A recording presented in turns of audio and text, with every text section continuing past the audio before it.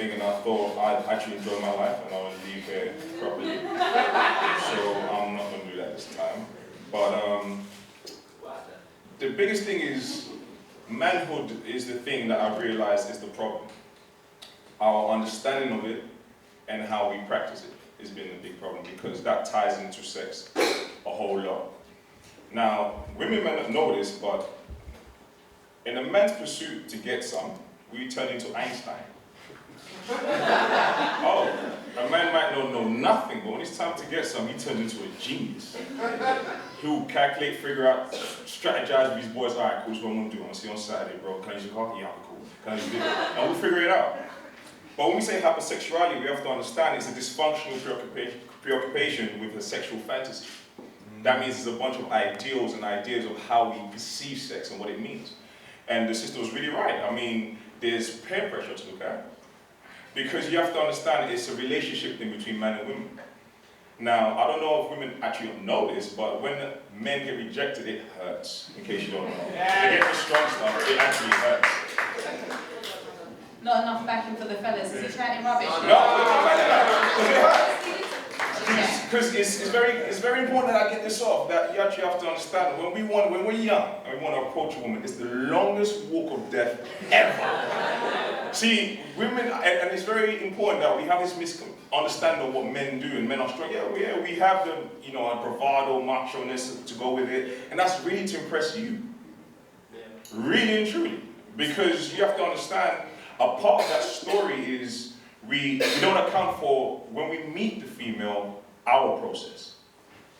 Because you have to understand that men do everything to impress you.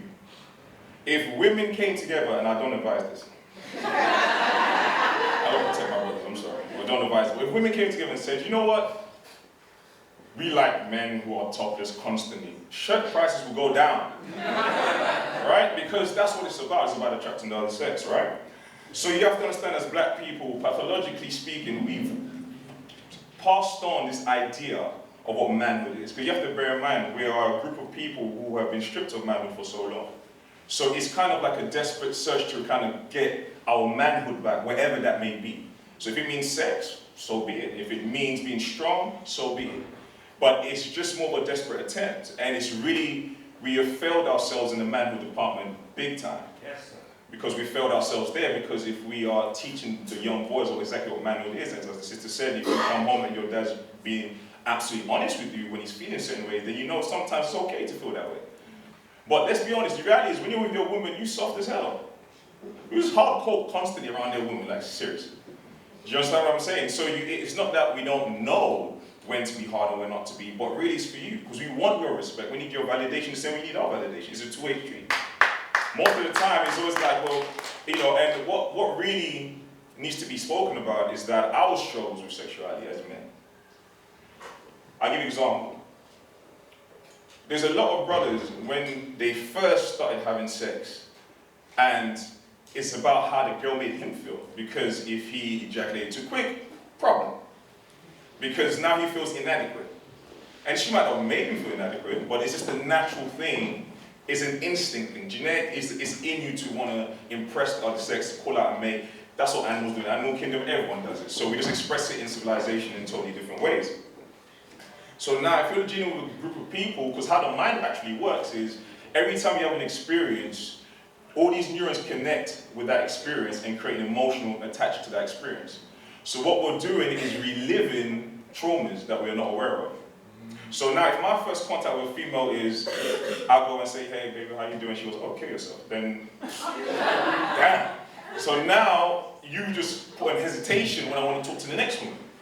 Because my first reaction has not been great. So now, what am I doing? I'm creating things in the mind to help me get past this when every woman is not the same thing. So we have to bear in mind that men have a struggle with hypersexuality, and you have to understand as well the media has painted black males as these sexual predators. We have to not forget that. Like, if you don't know a bit of your history, you have to understand it was all in every media, whether it be in the Caribbean or wherever. There's always this look of black men being aggressive and all this stuff, when that was not the case. You're just dealing with people who are trying to find some sort of centerpiece for manhood. That's what we're just trying to find, that's all. So when your boys say to you, like, yo, so do you get that? you want to have a good use to say it, because then it kind of, because we're fighting two battles. One, we're fighting the battle with the female, but at the same time within our social construct. Because naturally we're trying to find our place, even in our social circle. So now, if I grow up, and then the guy that's more popular, or more respected, or all of that, and the guy that gets all the women is just 1 + 1. The mind associates, it doesn't break down things, it associates things. So as far as that young boy is concerned, well, for me to have my respect, I need to follow suit into actually getting females and stuff like that, and it's very important. Now, one thing we have to understand is that when it comes to sex, you have to be spiritually, mentally, and emotionally prepared for it. That's why it's a problem that we have sex so young. It's a big problem, because now we're not mentally prepared for this transaction that's happening here. There's a lot more than happening than just physical, because it's what you have conscious-wise and what you have in the subconscious mind. So what I want us to quite understand is that even from a female perspective, when you're dealing with a male, you're dealing with complex different things. I know we have this thing where men are simple.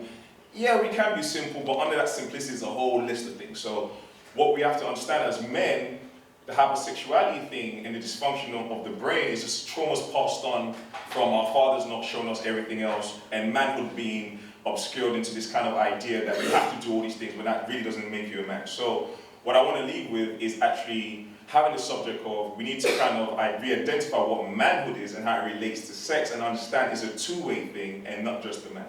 Thank you very much.